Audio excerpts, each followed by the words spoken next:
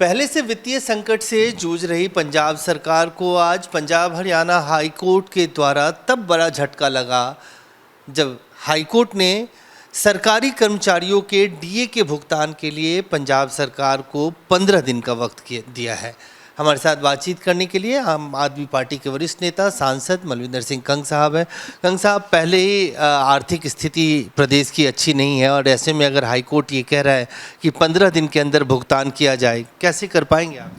देखिए, जहाँ तक आर्थिक स्थिति का मामला है तो डेफिनेटली ये फिनोमेना पूरे देश में ही है और इसका बुनियादी कारण भी है कि सेंट्रलाइजेशन ऑफ टैक्स हुआ है। बावजूद इसके पंजाब सरकार का एक्साइज कलेक्शन भी दुगना हुआ है पिछले 4.5 साल में। रेवेन्यू कलेक्शन भी हमारा दुगना हुआ है, दुगने से भी ज़्यादा हुआ है और जीएसटी भी हमने पहली सरकारों के मुकाबले बहुत ज़्यादा कलेक्शन बढ़ी है।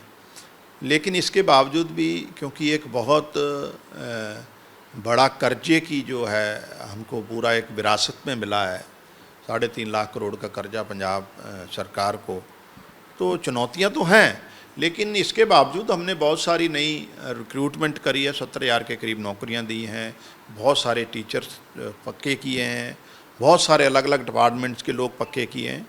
जहाँ तक कि डीए का सवाल है तो इसको लेकर भी पंजाब सरकार ऑलरेडी एक फार्मूला तैयार कर ही रही है, क्योंकि ये हमारे ही लोग हैं और हम सरकार मान साहब की सरकार के पहले दिन से ही ये कोशिश रही है कि हमारे जो एम्प्लॉई हैं, कर्मचारी हैं, उनके साथ न्याय हो। तो आने वाले समय में डेफिनेटली इसके लिए एक फुल प्रूफ फार्मूला दे के ताकि उनको जो बकाया है दिया जा सके। सरकार उस पर ऑलरेडी काम कर रही है। एक और सवाल है जिसको लेकर संसद से लेकर और विधानसभा तक की आवाज़ उठ रही है, एक पेपर लीक के मामले में। आज भी संसद के अंदर बहुत सारी राजनीतिक पार्टियां, बीजेपी हो, कांग्रेस के तमाम नेता वहां पे सड़कों पे उतरे हुए हैं। पेपर लीक को लेकर जैसे धर्मेंद्र प्रधान का इस्तीफा केंद्र के स्तर पे आपकी पार्टी भी मांग रही है, वैसे हरजोत बैन साहब का इस्तीफा मांगा जा रहा है। नहीं, दोनों इश्यूज़ में बड़ा डिफरेंस है। बिकॉज पंजाब में जो बाबा फरीद यूनिवर्सिटी वाला इशू है वो पेपर लीक का नहीं है, वो एक चीटिंग का विषय था। और क्योंकि वो जो एग्जामिनेशन सेंटर उसके साथ वाले कमरे में कुछ लोग जो है चीटिंग कर रहे थे आजकल, क्योंकि बड़ा डिजिटल का युग है। लेकिन इमीडिएटली प्रशासन ने उस पर कार्रवाई भी करी और हमने जो जिम्मेवार लोग हैं उसके खिलाफ कार्रवाई करी है और पेपर भी कंक्लूड हुआ है, कंडक्ट हुआ है।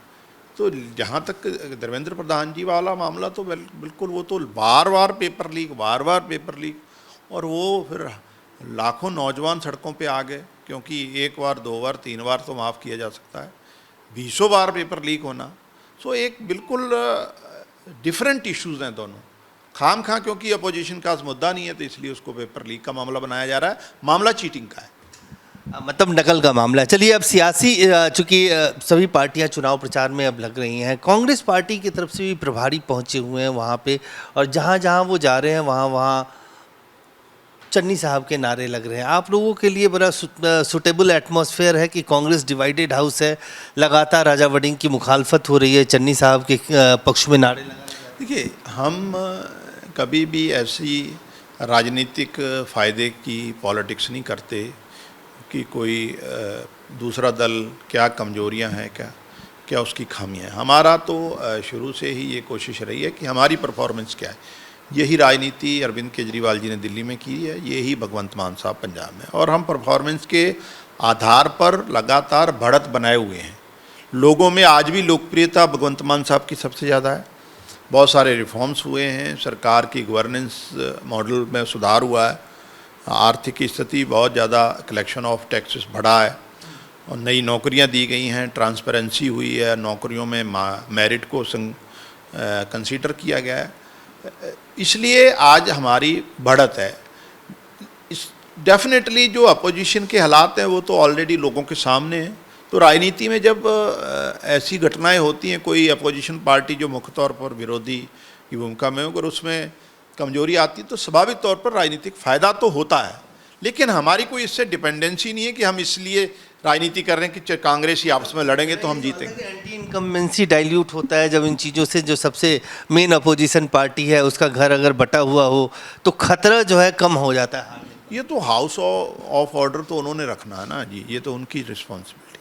लेकिन ये कांग्रेस की जो राजनीति है हम पंजाब में तो देख रहे हैं, वो लगातार निजी स्वार्थों को उन्होंने प्रायोरिटी दी है और जो लोगों के विषय हैं, संगठन के लोग हैं, उनको हमेशा इग्नोरेंस, और इसलिए कांग्रेस आज खाली जहाज बन गया है। और आज भी देखेंगे तो आप उनकी लड़ाई सिर्फ कांग्रेस अध्यक्ष पद को लेकर है पंजाब के मुद्दे। सो मुझे नहीं लगता ये उनकी जो लड़ाई है उसमें दरार लगातार बढ़ रही है, कम तो हो नहीं रही। तो स्वाभाविक तौर पर लोग जो हैं उनसे टूटेंगे, राजनीतिक तौर पर स्वाभाविक तौर पर वो नया रास्ता देखेंगे लोग। सिद्धू मूसेवाला के पिता हैं, उनको भी नाराज़गी बहुत है। वो प्रधान राजा वड़िंग के खिलाफ लगातार बोल रहे हैं, सभाओं में बोल रहे हैं, और ये भी कहा कि मेरा बेटा मिलियंस बिलियंस में व्यूज़ जाते थे और जब वोट देने की बारी आई तो कांग्रेस के जो आपसी गुटबाजी है उसकी वजह से वो हार।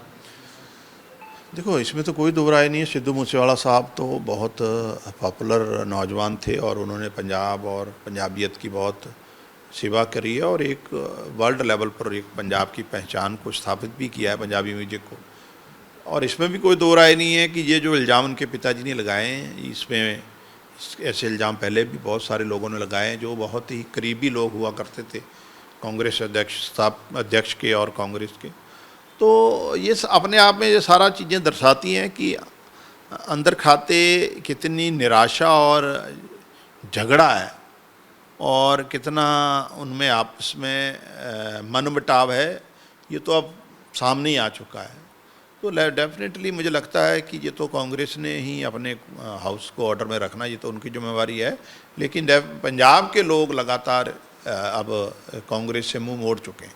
लेकिन ये कांग्रेस की जो राजनीति है हम पंजाब में तो देख रहे हैं, वो लगातार निजी स्वार्थों को उन्होंने प्रायोरिटी दी है और जो लोगों के विषय हैं, संगठन के लोग हैं, उनको हमेशा इग्नोरेंस, और इसलिए कांग्रेस आज खाली जहाज बन गया है। और आज भी देखेंगे तो आप उनकी लड़ाई सिर्फ कांग्रेस अध्यक्ष पद को लेकर है पंजाब के मुद्दे।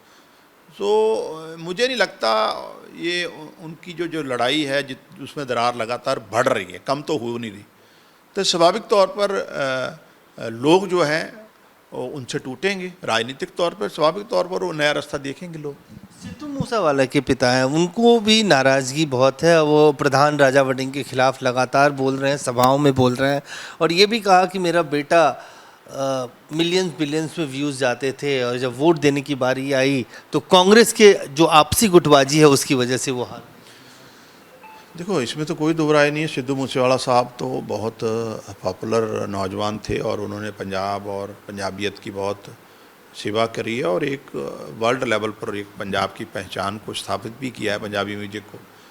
और इसमें भी कोई दो राय नहीं है कि ये जो इल्ज़ाम उनके पिताजी ने लगाए हैं, इसमें ऐसे इल्ज़ाम पहले भी बहुत सारे लोगों ने लगाए हैं जो बहुत ही करीबी लोग हुआ करते थे कांग्रेस अध्यक्ष के और कांग्रेस के।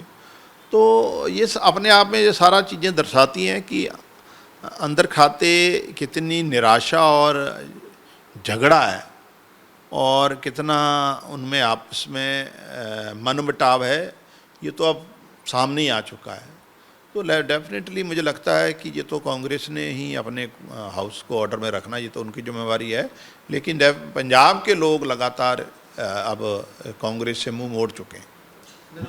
साफ तौर से मलविंदर सिंह कंग साहब का कहना है कि कांग्रेस पार्टी को सोचना है कि लगातार इस तरह की बातें क्यों सामने आ रही है। कैमरामैन फिरोज के साथ अजय झा, दैनिक सवेरा, दिल्ली।